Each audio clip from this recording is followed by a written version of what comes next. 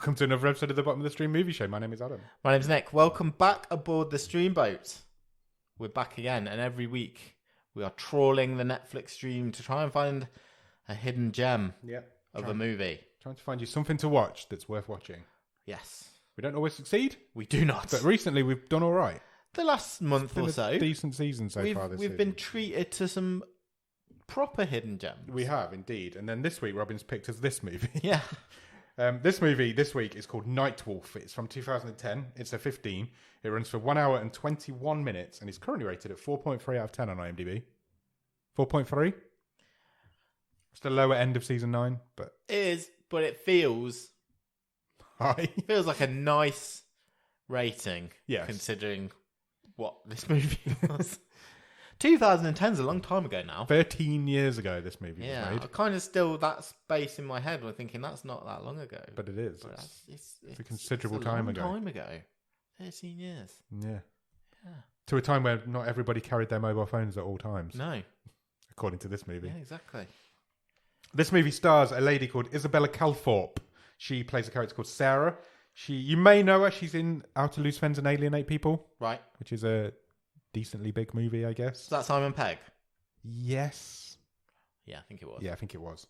And she's also married to... Oh, good for her. She's married to Richard Branson's son, Sam. Wow, okay. So she's also now one of the richest people in the world. Yeah. Or related to one of the richest people in the world. Yeah, she's married to Sam Bronson. Oh, good for her. This film also stars a guy that you will know. He's called Tom Felton. He plays a character called Gary. He's in all of the Harry Potter movies. Funnily enough, yes, I'm partway through his autobiography. Really? Yeah. Because my wife had it for her birthday or something. And I was like, I need something to read. And it's a really easy read. Does he mention Night Wolf at any point? Have you got that far? Not yet. I'm still... I don't think he will. He's still larking around the sets of Harry Potter. Background of Harry Potter, yeah. Like smoking with Robbie Coltrane and stuff like that. So, really? Yeah. Facts. Yeah. They played Draco Malfoy in Harry Potter. You'll know him.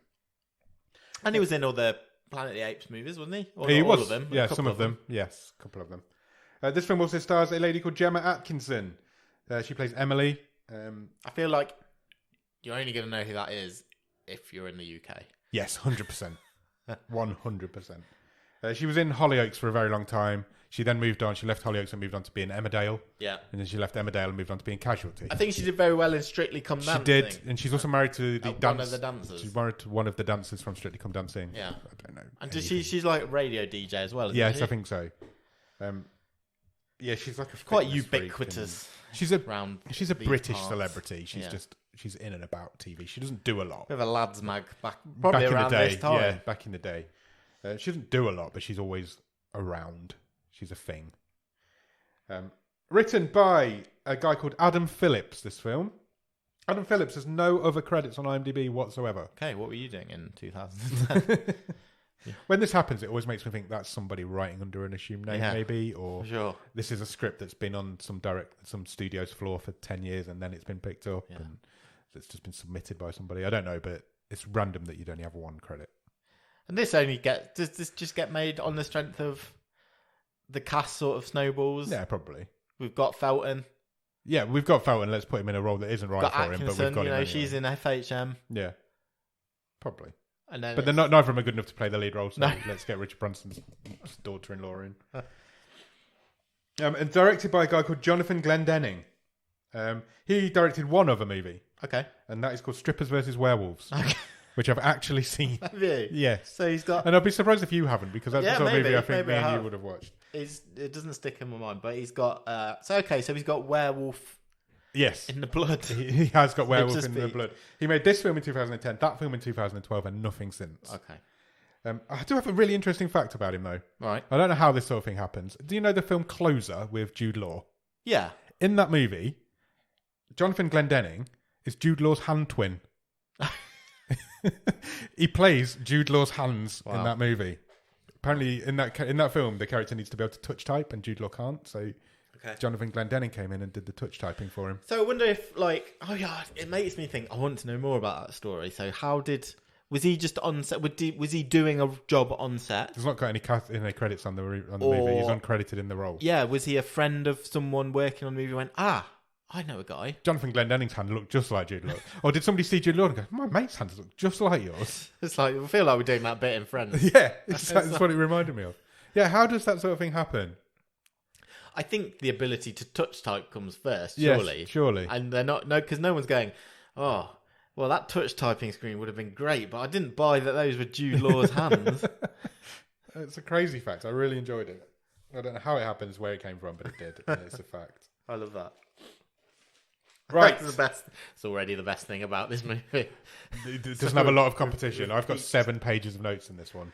Well, I must say, I think this is about the least number of notes I have ever made for a movie that we've done. I mean, just to give you a bit of context, my first page of notes, which is only an A5 booklet, took the first half an hour of this movie. Yeah. There's a whole lot of nothing happening in this movie. Is what we take from this. There's a lot of techniques here in this movie which we've seen in a lot of our watch-along movies, and real low budget stuff. Padding. There's a lot of padding in this, and there's a lot of off-screen activity. Yes, just to set the scene a little bit. Yeah. Where does this film start, Nick? No, don't answer that. Okay. What's your one-word review of this film, Nick?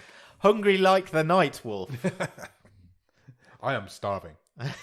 Where does this film start, Nick? Why is it called Night Wolf? I know it happens at night, and I don't know. I know it's descriptive, but it's like no one's ever called a werewolf thing a night wolf. That's not a thing, is it? It feels like the name of an 80s American drama. Yeah, like about a helicopter pilot or exactly, something. It really feels like that. Yeah, fine. We all know you're thinking of werewolf. I am, but if a Knight Rider, it's the combination of those two. Homer Simpson would come up with Night Wolf. Night Wolf, he would. It's a terrible name for a movie. Anyway. Bearing in mind, there's not really any wolves in it either.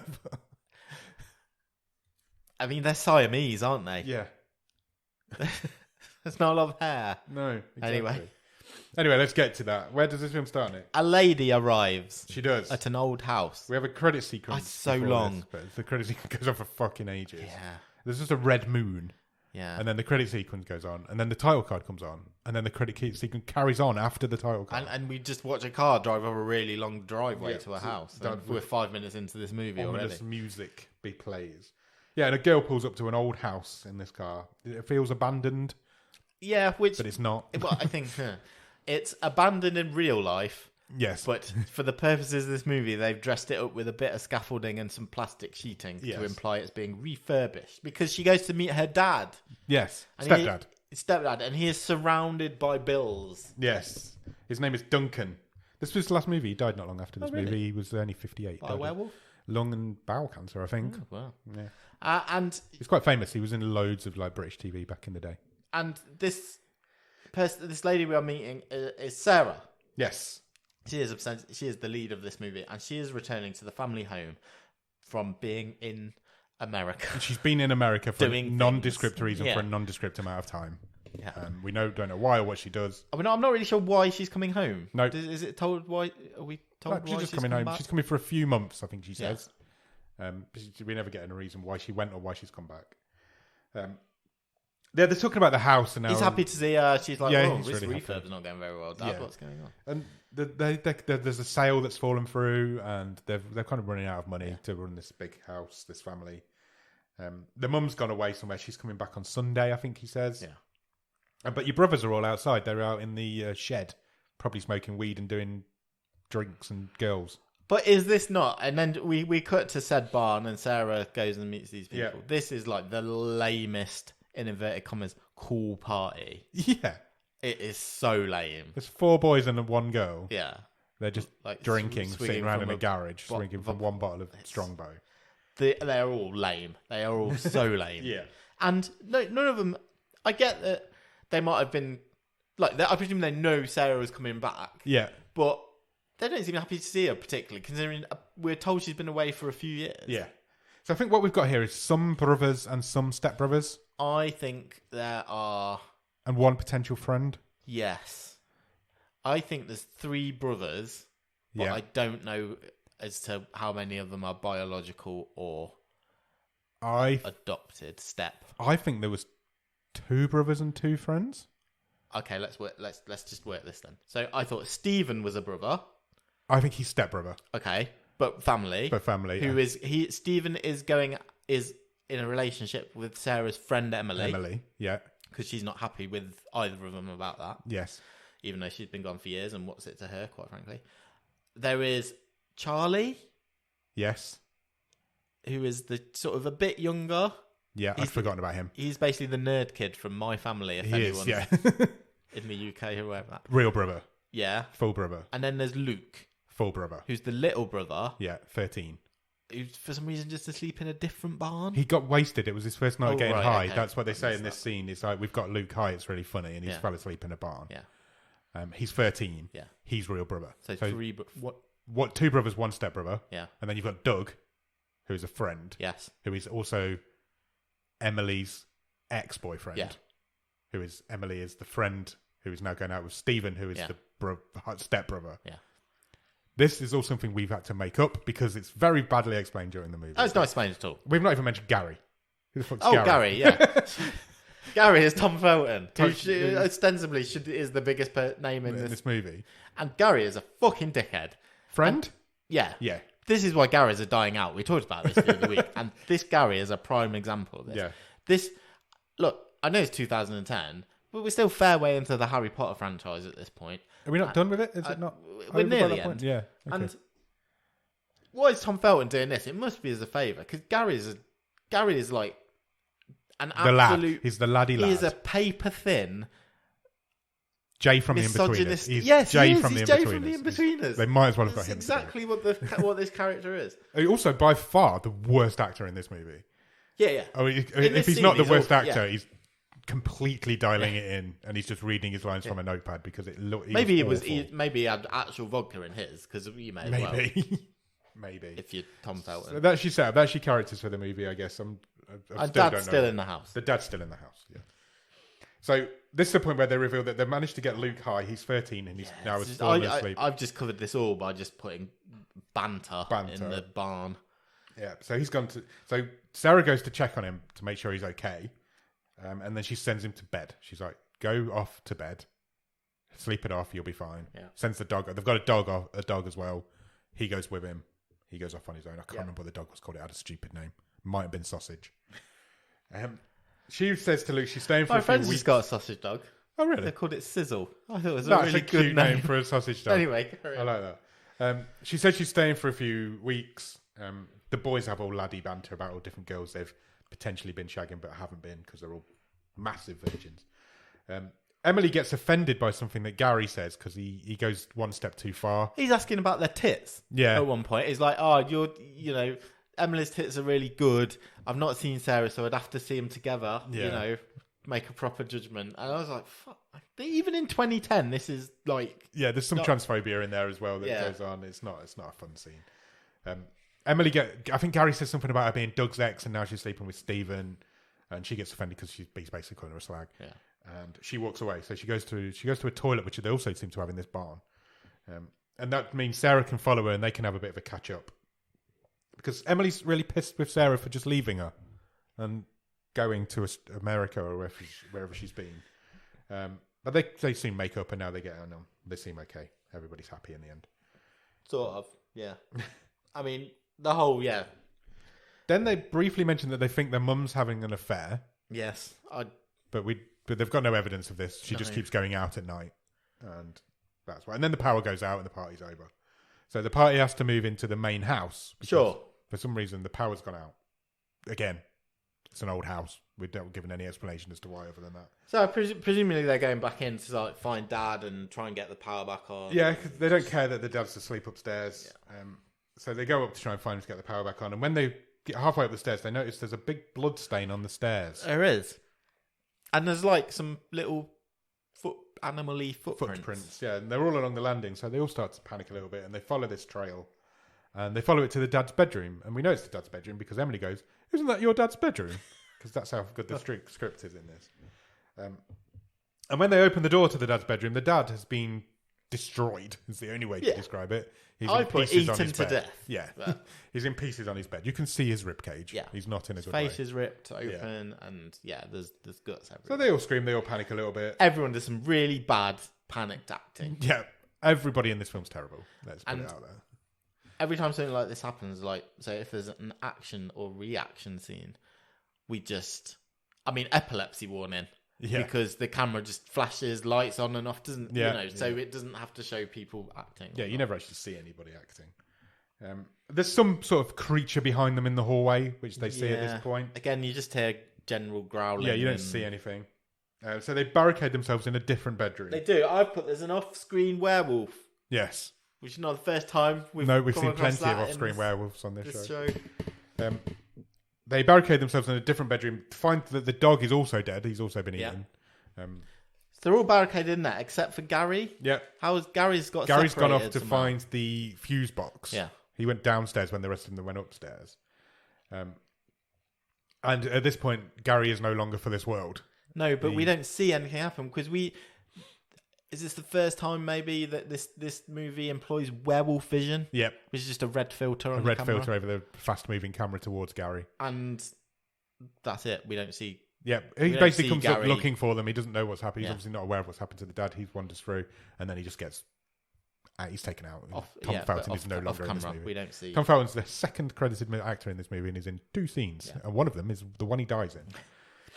The rest then hide in a bathroom because the thing takes out the bedroom door. Yeah. So they have to hide in like the ensuite. And then they notice that this bathroom has a hatch up into the attic. It does. So they get up into the attic. And this is where they reveal... It's a big house, by the way. Big country house. I don't know if we really... It's huge. Yeah, it's a huge mansion.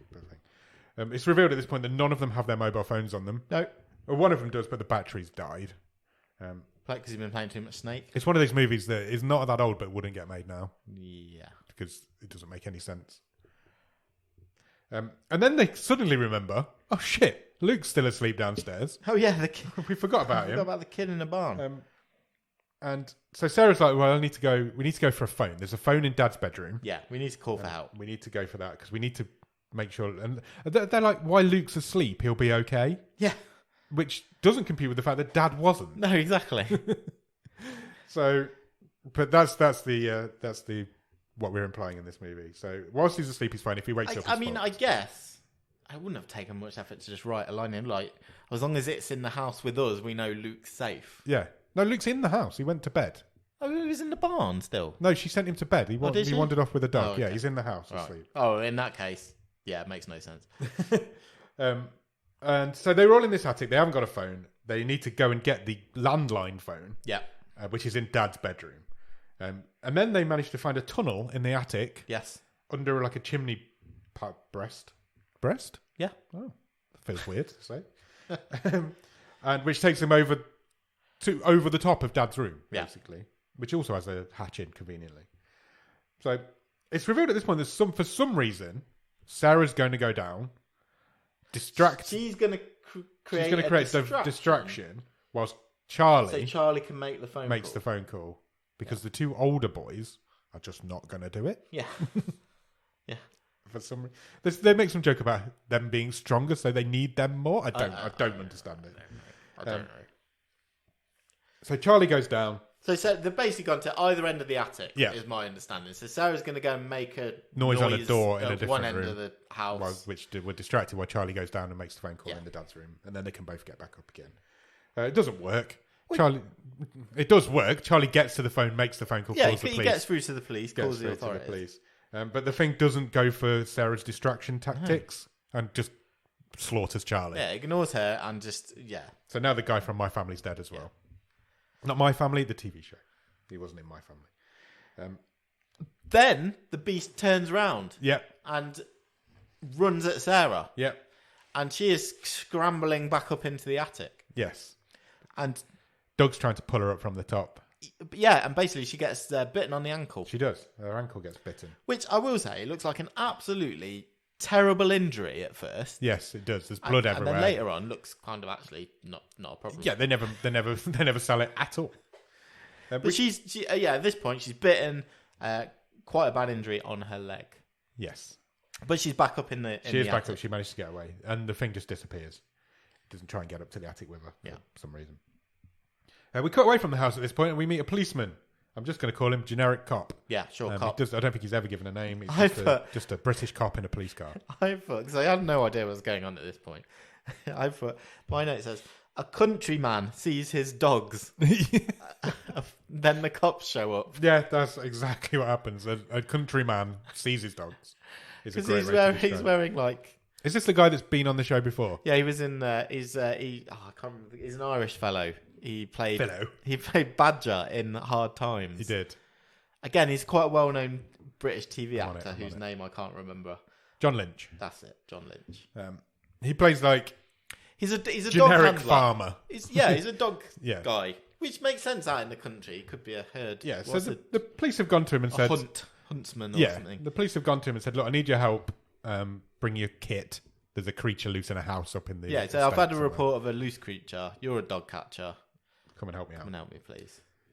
So I don't think he has a good relationship with the police. He's a bit against the idea, but he does go for it. He does help.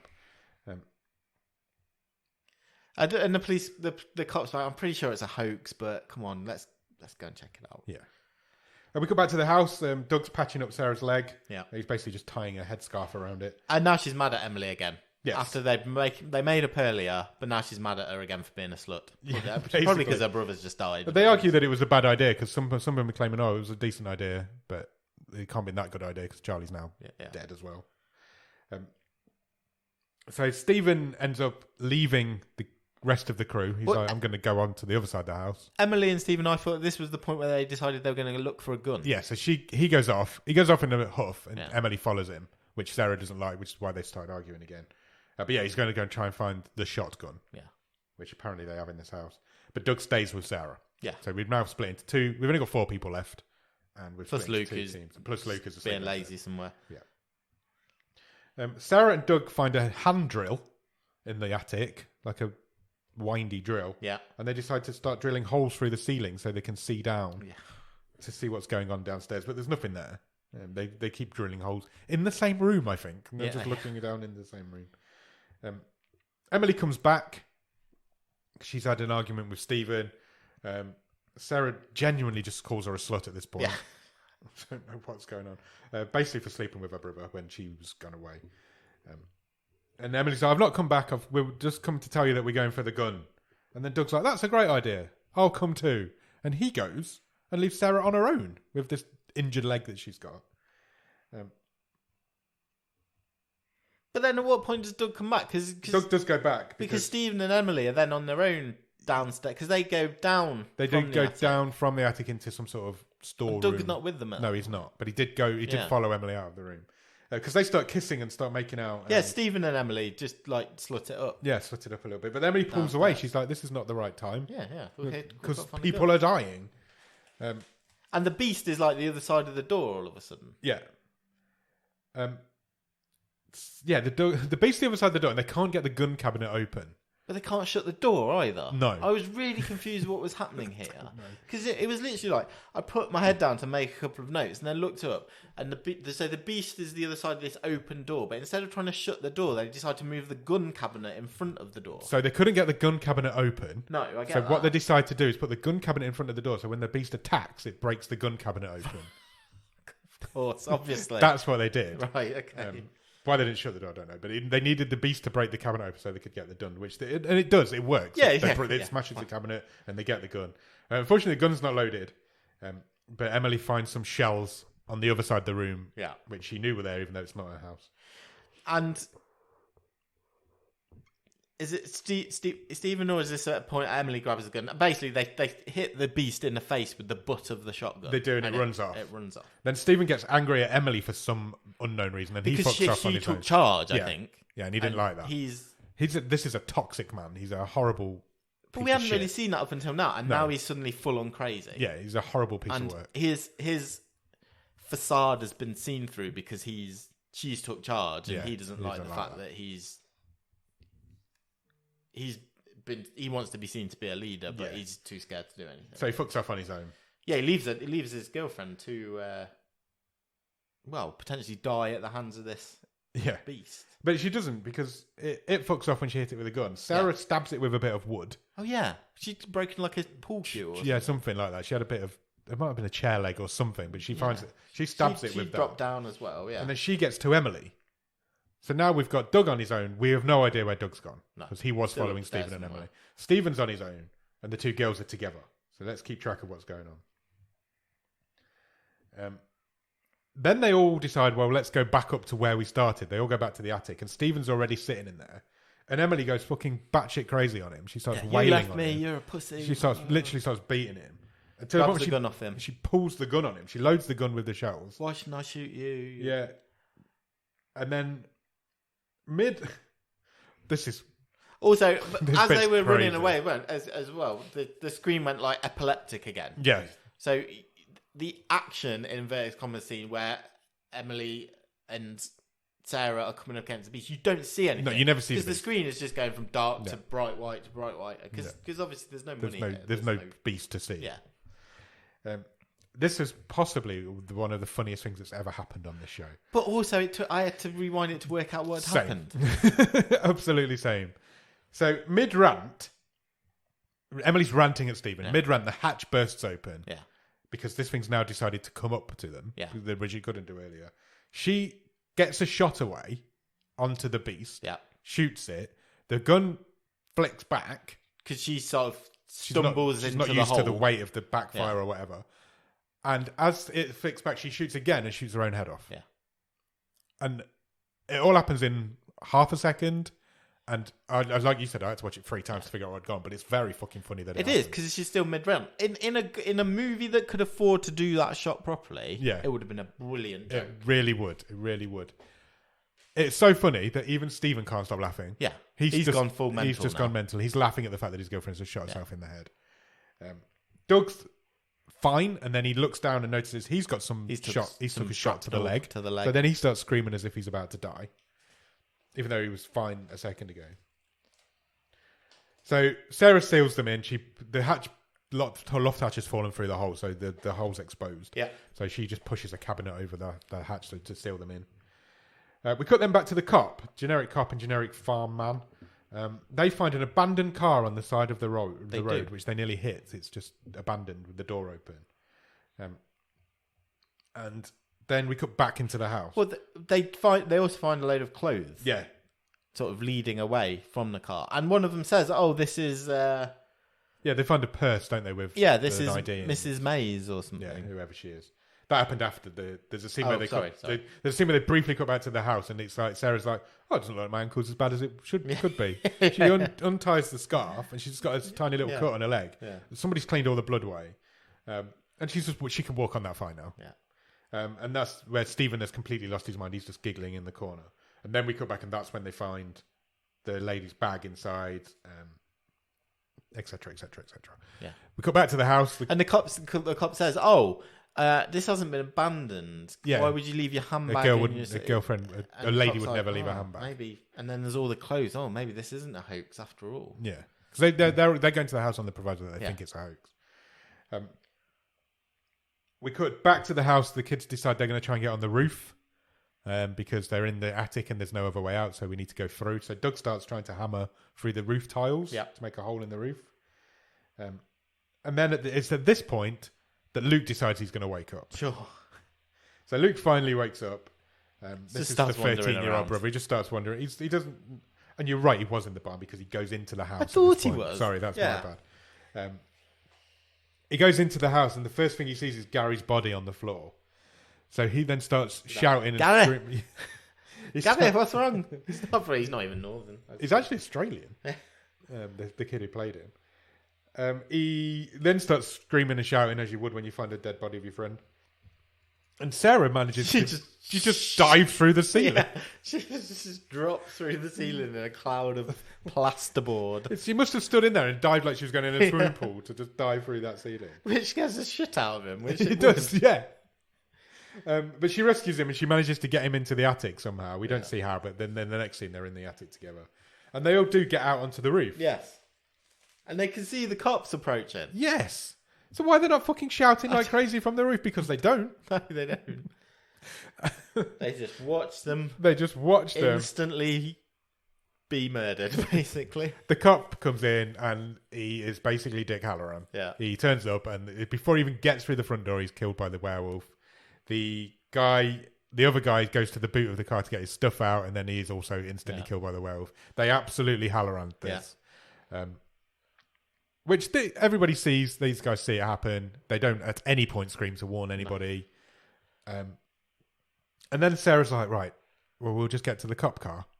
Because they're now outside and on the floor because they managed to climb down from this multi-tiered building. Having just seen these two get slain immediately. Yeah. Somehow, because she's our lead character, I guess, she can get to the car safely. See, what this werewolf thing does is murder somebody and then completely disappear as soon as it's done. When it's convenient for the plot. Yeah. Exactly. So she does get to the cop car. She makes a run for the cop car. She gets inside. Tries to use the radio. There was no keys for a start. She can't get it started, and she tries to use the radio, but the car's not on, so the radio doesn't work. So then they're like, right, let's make a run for the garage where we started this movie, the barn where we were. Yeah. Because in there, Stephen's got a Jeep which doesn't work, but is good with cars. Apparently so. Not that good. New information too. So Sarah says to Doug, take Luke to the hayloft. So he's going back to where he started. We're basically resetting the film at this point. So Doug and Luke go off to the hayloft, and Stephen tries to fix his Jeep, but he can't fix his Jeep because the part he needs is in the boot of his mother's car, which is the one that we found abandoned. So basically, I think the story is Stephen had manipulated the Jeep because he thought his mother was going to use the Jeep to go to carry out her affair. So basically, he'd removed something from it to basically want to cause it to crash. That was... Yeah, but he also said that he'd let the tyres down on her car. Yeah. And that's why she was late going out. Maybe he'd just done all the cars, I don't know. Yeah, I don't know, maybe. But basically, he was trying to stop her going to this affair that she's allegedly having. And he let the tyres down on her car, which has caused her to be an hour late going out to where she normally... She did end up going out, as we know. She left the house. And because he didn't want us to go and see her lover. And Sarah says, well, now she's probably dead. We've got no information on why she might be dead, but Sarah's like, she's probably dead. Oh, no, she does, because she... she finds the handbag in the police car. Yeah. So Correct. She produces the mother's driving license. And she's like, look, the police have clearly found this. Yeah. Then they've come here. So she's like, if it turns out our mother's dead... This one's on you. Yeah. None of the rest of them are on you, but this one's on you. That's what she says to him. And then Stephen beats the crap out of her. Yeah. He literally punches her in the face, holds her up against the door, smashes her on the floor, to the point where she's lying on the floor in a puddle of her own blood. Yeah. And I thought, well, he's just killed her. But then her eyes turn black. There's a green wave over her eyes, and then they turn black. They do. And then she gets up. Yeah, I was like, she got bitten. Yeah. Yeah. So I remember how werewolves work. Then she gets up and punches him in the face, knocks him out. He runs off. He runs outside the garage. And we know that the beast's outside because it killed the wild man. And Stephen's done for. He gets eaten too. Same sort of gory, visceral, intestine. Yeah. Probably exactly the same prop that was used on Dad, basically. Exactly. Stephen's ribcage looks the same. Yeah. Sarah then snaps out of whatever she's just gone through, goes to see Doug and Alex and tells Doug that Stephen's Luke, gone. Don't know who Alex is. Never been an Alex. Who the fuck's Alex? Doug. She tells Doug. And Luke. You and said Luke. Doug. Where the fuck did I get Alex from? I don't know. My bad. Anyway, she goes to tell Doug and Luke what has happened and that Stephen's gone, but she doesn't remember what happened to him. Yeah. She has no memory of the last 5 minutes of why he's just suddenly gone now. Luke's fallen asleep again. Yeah. Still can't handle narcoleptic kid. So while they've got 5 minutes, Doug and Sarah decide they're going to have a bit of a kiss. No, she jumps him. Yeah. She's like a horny werewolf now. And then Doug throws her off and he's like, not the right time. And then Luke wakes up and Sarah starts to transform. Her fingernails grow. Her back starts hunching. That's literally it. That's all we see. That's literally it. So the boys run off into the house because they're like, fucking hell, Sarah's turned into something beastly. So Luke and Doug run into the house. They find her phone in her bag. They find her phone and her car keys in her bag. And she, just as they're about to do something, she jumps through the window. Yes. And they hide under a piano. This is all the things that happen in this movie. And then the other beast that we've been chasing from earlier fights the new beast, which is Sarah. Two werewolves. A werewolf fight. But they're not werewolves. They're just bold. naked ladies. They're bold. Hairless ladies. Yeah. No, they have got a snout. You've got snouts and so they're a bit wolfy by this point. But yeah, there's not a hair in sight. No. They've all visited a Good waxer, apparently. I mean, what are werewolves known for? But I mean, being hair is quite up there. I would say so. But again, budgetary concerns, I guess. It's cheaper to have a naked werewolf. The original werewolf comes out on top of this fight a little bit. Sarah starts shouting for help.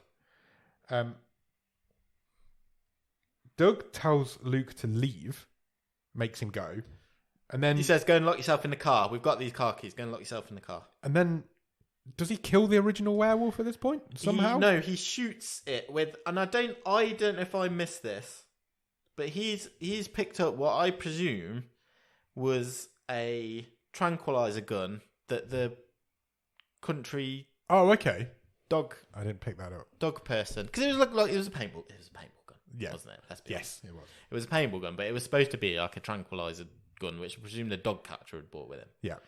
And he but I didn't see that he picked this up. No, but he suddenly got it. So I've had to make the connection that presumably that's where it's from. But this movie has never showed. We've never seen this gun before in our lives. If it was on the piano or did he pick it up outside? I don't know. So he does take it out. But he darts the original werewolf. Yeah, but then gets his throat bitten out in the process. No. So what I thought happened was he darted the original werewolf, which fell to the floor, and then a plastic sheet conveniently fell on top of it. He then goes out from the piano and he's face to face with Sarah werewolf. Yeah, and she bites his throat out. Yes, but at the same time as she bites his throat out, he in his hand has another dart. So he's not loaded in the gun, and he stabs it in her neck. So he tranquilized both werewolves, but died in the process. Yes, that's what we're saying. It didn't take effect in time for it to stop her biting his throat out. Okay. So his ex-girlfriend. The next morning, now the sun's up. The curtains are flapping. Sarah wakes up on top of the piano, naked and bald, but not a werewolf anymore. Correct. She crawls like across. Duncan Goodyear. Aged reference there from Nick. She crawls across the floor and finds a mum's body, but she's not quite dead. But she has had a throat. She's all bloody and messed up. Yeah, she's gurgling. Yeah, so she screams because she realizes she killed her mum. Yeah. So the original werewolf, if you've not picked this up, is the mum. Yeah, because why not? Then there's what I've written as a montage of destruction. So we just have a quick look at all the rest of the bodies in the different parts of the house. And Sarah's like, shit, I think Luke's still alive. I'll go and find Luke. So she goes off to find Luke, finds him straight away. He's hiding in the car, still in the car that he's into. Again, terrible editing here because he's like really scared. Yeah. There's his bold sister who clearly saw turn into a werewolf. And she's like, let me in. And he won't let her in. No. And then in the very next blink of a scene, they're driving away. They're driving together off in the scene. A cop car flies past them. And she's like, we need to head somewhere safe. Yeah. Mum was heading somewhere safe, but she was delayed by Stephen. So this is what's happened. Her mum knows that she's going to turn into a werewolf. So this affair that she was going, was her going somewhere safe? She goes somewhere safe every weekend. The full moon is... Yeah. And she didn't make it because Stephen sabotaged the cars. Yeah. So she was halfway there, broke out, came back, destroyed everybody. That's what's happened in this movie. There's a big difference here. Go on, you think? No, you carry on. Well, I was just going to say, so that thinking is kind of sound. She would take herself away on her own somewhere safe for the weekend. Sarah's not on her own. No, she's got a little brother. She's got a little brother with her, and they need to go somewhere safe. But he's not going to be safe when he's with her. No, because presumably that night she will again turn into a werewolf. How long's the full moon? A couple of nights? I don't know. Yes. He is very much in danger. Yes, very much. We've just seen that in the whole movie. Yeah. It just makes no sense. It doesn't make any sense. But I'm also not surprised by the lack of sense. And the very last shot of this movie, we cut back to Gary, Tom Felton's character, lying on the floor, and suddenly he just breathes in. Yeah. And the film ends there. Thank God. Thoughts, Nick? And he's got a hat on, so we don't know if he's gone bald. So we don't have to spend money to make Tom Felton bald. Look, this is a bad movie. Yes, it is. It's a really bad movie, but it's not. My big problem with this, it's not bad enough to be good. Yes. It's like, I think we've made it sound worse than it is. Yeah. It's really meh. It's a really forgetful movie. Yeah, nothing happens in this movie. Yeah. We've made it sound better than it is, probably. Because all of those attacks are off screen. Yeah, you don't see any of this. My biggest problem with this movie is that it's not funny. Why is this movie not funny? Yeah, play it for laughs. This is a British. That one scene British when Gemma horror Atkinson movie. shoots her head off. Yeah. That's a good joke. Yeah. They can't afford to do it justice, but it's a good joke. I don't know why you just make this a straight up horror movie when you've got a cast like that. Just make it funny. Yeah. It's easy. But this is a straight up horror movie. There's no jokes in this. Not intentionally, anyway. It's really... And it doesn't work. And that's the problem. It's uber really forgetful. It really is. I've forgotten most of that when I was just reading. It's not doing anything original. No. This is a generic werewolf movie. Yeah. There's nothing here that's not been done before.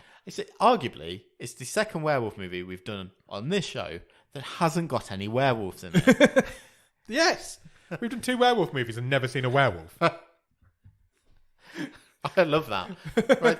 Like, you get a little glimpse of Mummy Werewolf, but you only really see her when she's back to Mum. Yeah.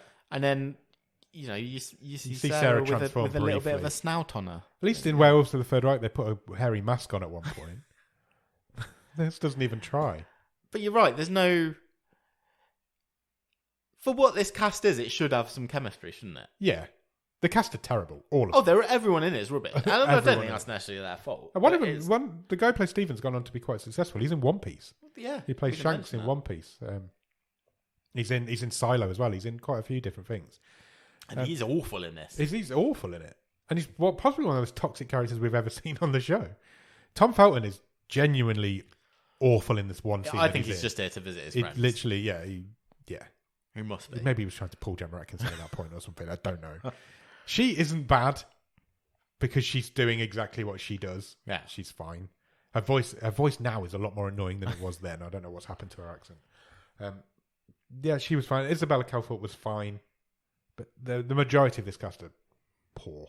Really poor. The worst crime of this movie is that you're right, it is forgetful. It's completely forgetful. It should have been done for laughs and it wasn't. This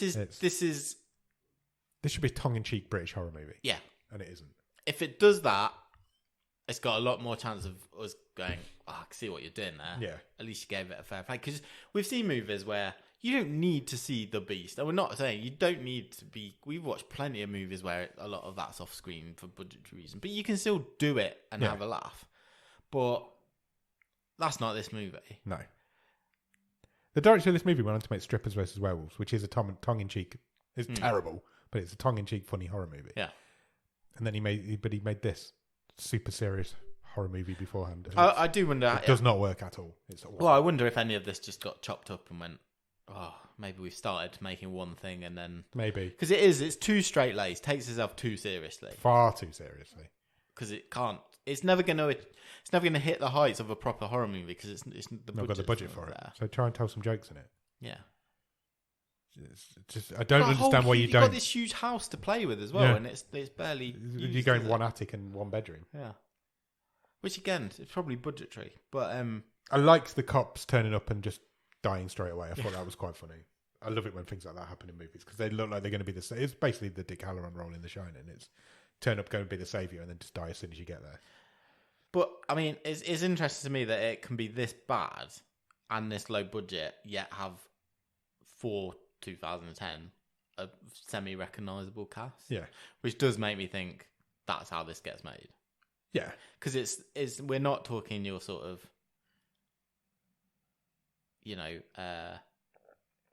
Werewolves of the Third Reich type, but it's a bit more than that, isn't it, money-wise? Yeah. But it's no better than any of those movies. No, not at all. I imagine the director got a call one day and said, you can get Tom Felton in this movie. And he's gone, well, I haven't got any parts for Tom Felton. And he's like, yeah, but you can get Tom Felton in this movie. So just put him in this movie. You are getting Tom Felton. The role that you've got for him is not right for him at all. No. And he's only in one scene. But you can market the fact that Tom Felton's in this movie just before the Harry Potter franchise finishes. Yeah. And I'm pretty sure that's what's happened. And that's why this movie exists. Yeah. Because Tom Felton's agreed to do it. That's the only reason why this movie exists. He'll be mates with a couple of this cast. Yeah. It's got to be. But it's awful. awful. It's dreadful. It's really bad. But it's not even so bad. It's good. It's not bad enough to hate watch or to, no, it's not. to laugh at. It's just forgettable. It's 10 minutes after I leave this house, I'm never thinking of this movie again. Yeah, agreed. And isn't that the worst? I only watched it yesterday afternoon, and I already feel like I've forgotten most of it. When I was reading through that, I was like, oh yeah, I forgot about that bit. And it's like, Yeah. I watched it less than 24 hours ago. I feel like this is a movie you could have watched with one eye.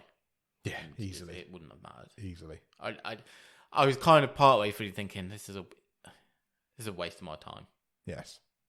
Like if I wasn't doing this to get for us to do this episode, It would have gone off. yeah, Yeah. because Agreed. it's not good and it's not bad enough to be good. Yeah.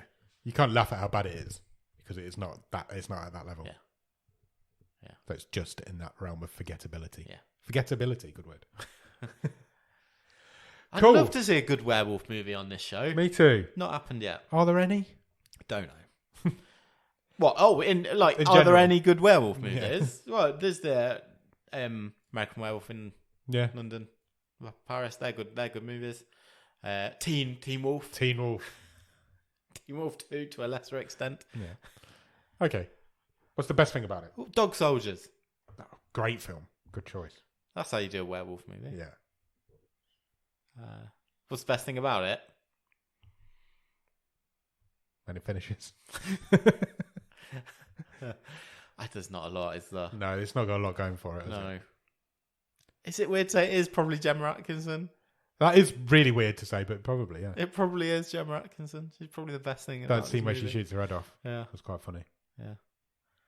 That is weird to say. That tells you how bad this movie is, that Gemma Atkinson's the best thing about it. What would you change about it? I think you've nailed it. Make this try and put some jokes in this and Put make some this British a humour in fun this. And, yeah. horror comedy. It's easy done as well. Then it's going to get a lot more leeway.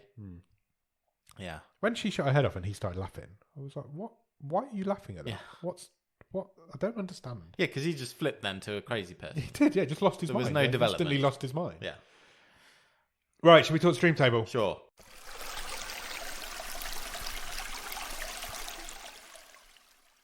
Shall I read up from the bottom? Yeah. I think this is one of the easiest placings for me. Yeah, me too. Just probably ever. It's really clear where this goes for me. Okay, so number 18 currently in the stream table is Spaced Out. 17 is Buddy Games. 16 is Here Are the Young Men. 15 is Freaks, You're One of Us. 14 Mercy. 13 Sweet Girl. 12 Still Time. 11 Girlfriend's Day. 10 Cadaver. 9 Paradise. 8 Catty Catty. 7 Don't Listen. 6 Against the Ice. 5 is The Humans. 4 is The Waterman. 3 is Warriors of Future. 2 is Hellhole. 1 is Blood and Gold. I don't think it troubles the top 10. It does not. I think you're right. I think I know exactly what you're going to say, and I think it fits there perfectly. Go on. This movie will be going in 16th place. Yeah. Between Buddy Games and Here Are the Young Men. Yes. Yes. It has to go there. Yeah. Because it is better. Here Are the Young Men is a better movie than this. And Buddy Games is It's not. a better movie than anything. Other than Spaced Out, Buddy Games is not a better movie than anything. They're making a TV show of Buddy Games. Yeah, I had heard. Crazy. Yeah, there's a sequel. There is a sequel, and now they're making a TV show. Bonus episode, Buddy Games 2. Or a watch along, maybe. Maybe not. Yeah, it's so easy that it is the third worst movie this season. It just fits there perfectly. Nightwolf, congratulations or commiserations. You are. I bet even the people in this movie have not thought about this movie in the last 13 years. 100%. To be honest. Yeah, if you tweeted Gemma Atkinson, I bet she doesn't even remember making it. Do you know what's really weird about this movie? Currently, in the UK, it is available both on Netflix and Amazon Prime. I saw that, yeah. Free. Like, that doesn't happen too often. No, it doesn't. That's because no one has noticed and no one cares about this movie. Agreed. 17th, Nightwolf out of 19. We're coming up towards the end of the dying parts of this season, for definitely. Should we pick the 20th film of the season? Let's do it.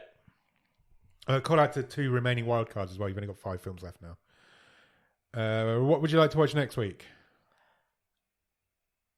I think I'd like a comedy. Okay, I'm up for that.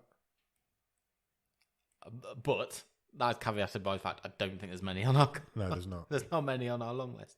Shall I press the button? Yeah, do it. Robin has picked us a movie called Redemption of a Rogue. Okay. Any ideas?